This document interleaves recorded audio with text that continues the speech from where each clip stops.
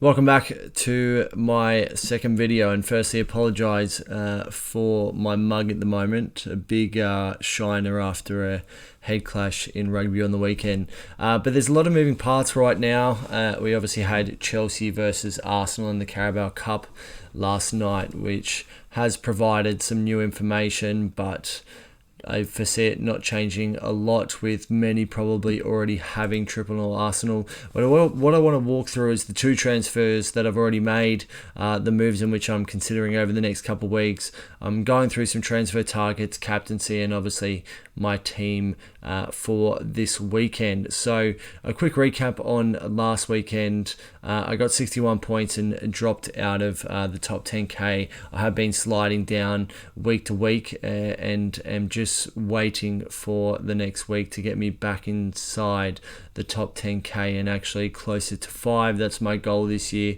get inside the top 5k. But feels like the early season luck, I guess you could call it, has somewhat run out for the time being, but only takes one good game week for it to come back.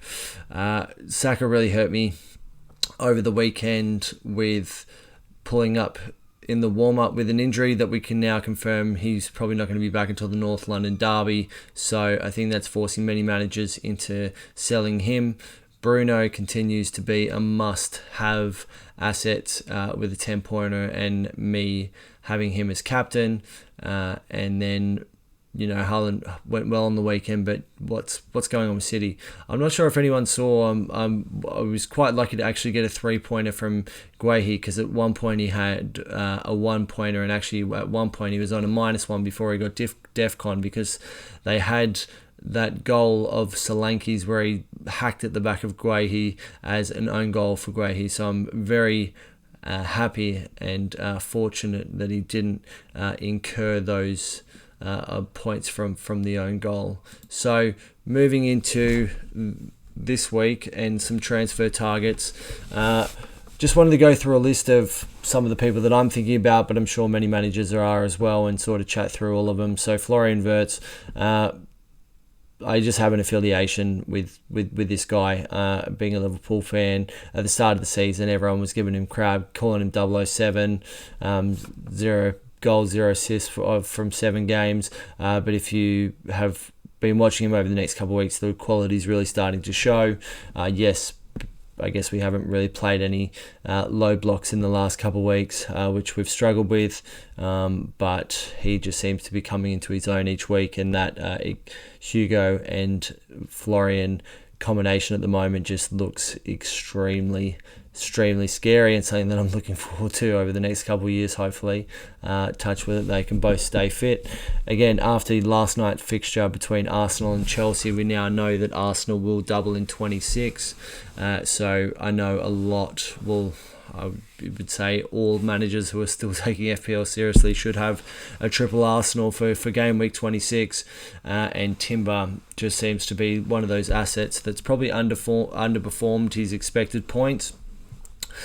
Therefore, I'm getting him in before those points really start to tick over. And I'll sort of talk through my transfers there in a bit.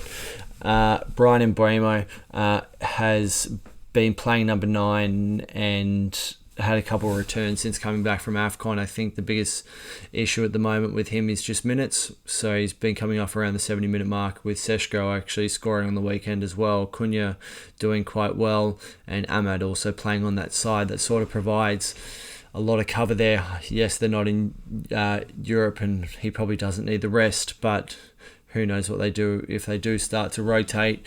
João Pedro, most transferred in, I checked just before, I think it was just shy of 460,000 transfers in.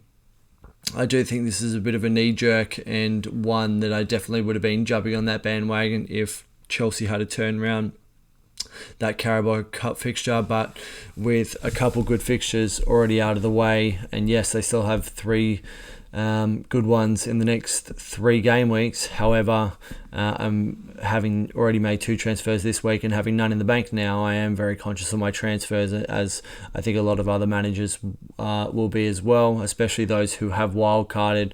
Probably need to bank your transfers for a very sticky 31, 32 and 33 game week. Enzo, again, continues to provide returns in the last 2 weeks with goals. I wish he hadn't have taken off his shirt with the yellow card over the weekend, but beggars can't be choosers. Thank God I saw that on the deadline, otherwise I would have been well outside of the 10k. Morgan Rogers, you always have that one asset, I guess, throughout the year in which you just holistically avoid. Morgan Rogers has been one of those ones for me. I just never saw the value considering how many great midfielders there are priced in and around sort of 7.5 million and below, and the data behind him with his he's been well outperforming his data, where Haaland's assist on the weekend where he plays the ball from 40 yards out, Cherky just single-handedly goes and scores that goal and Haaland gets an assist for it. Feels like Rodgers has been on a similar path in getting those types of returns. Senesi, Bournemouth's fixtures, as you can see, I've got Hill on here as well, but Bournemouth's fixtures start to turn around. He's a DEFCON monster. So most of the weeks is going to start on 4. Yes, Bournemouth have had a bit of a leaky defence, but if with good fixtures coming up, if they can keep some clean sheets, then he's going to score some pretty consistent points in my opinion. And then I've just put some cheaper options down the bottom here. So Hill, again, a part of the Bournemouth defence, only 3.9 million. I don't see a lot of teams at the moment struggling with value, because you still can field a really great side with about 101 million.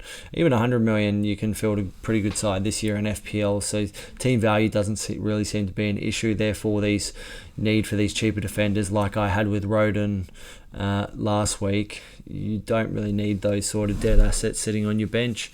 I now only have one in Mark Yu, but I now also have the cash to be able to upgrade him to someone like a Krupi Jr., but I think my transfers are just sort of worth too much at the moment. However, in saying that, if I do see a week where my bench looks really good and favourable, then I would consider bringing Krupi in for Gu in order, and that's the Chelsea Gu, not Mark Guehi or Guehi from City.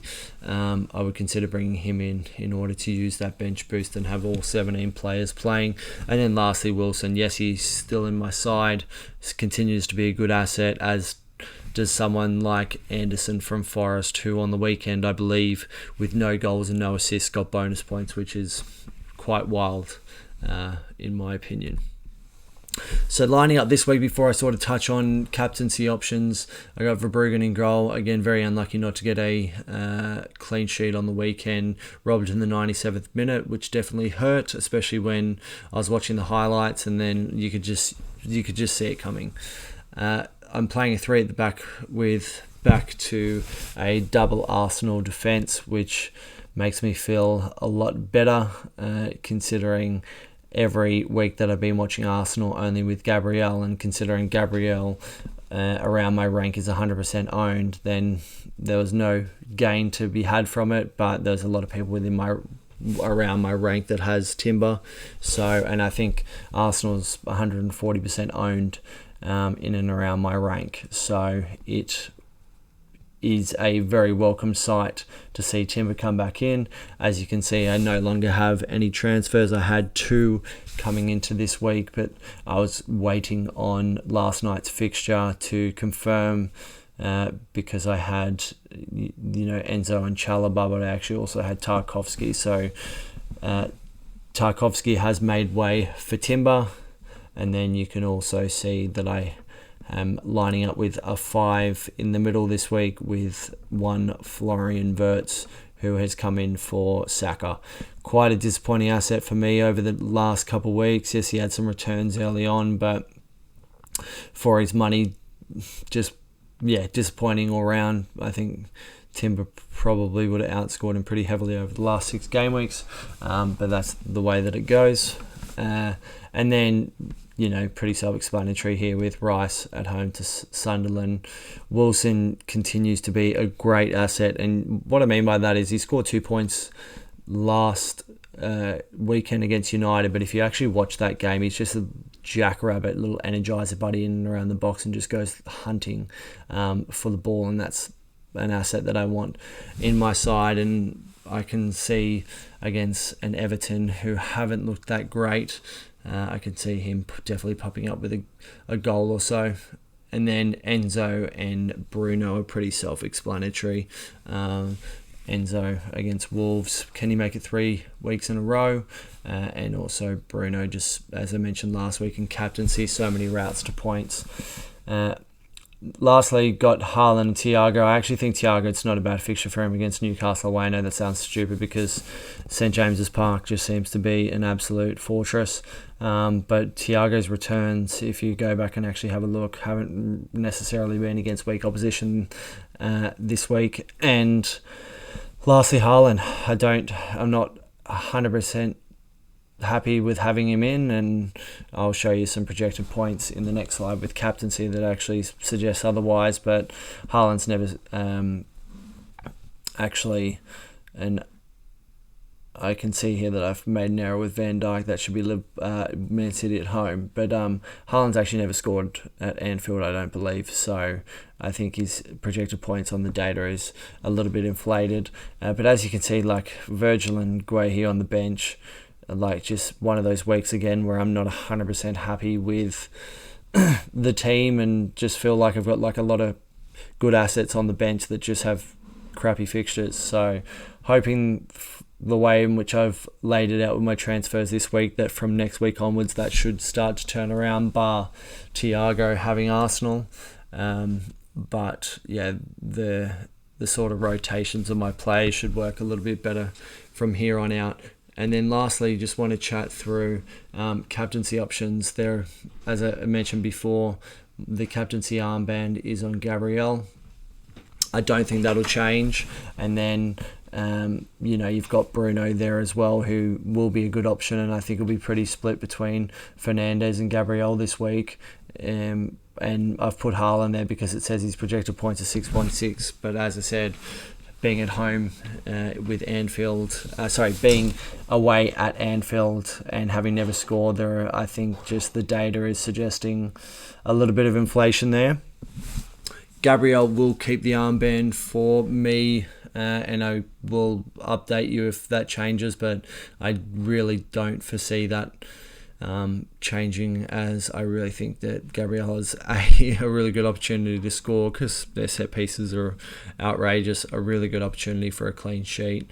And typically, if they do keep a clean sheet against defensive contributions, etc., he's a very good chance of getting bonus points. So would love to hear your feedback. I did have a couple comments on my first video, which is much appreciated. Would love if you could give a like, a subscribe, or even being early on and not having many people to respond to. I'm more than happy to answer any sort of questions at the moment that you might have. So whether that's putting your team and asking who you'd bench, etc. More than happy to answer those questions. But good luck in game week 25. I think all hell is going to break loose next week with a double game week, with a lot of people scrambling and maybe taking some hits just to get in Arsenal assets. But good luck again this weekend, and looking forward to hearing any thoughts.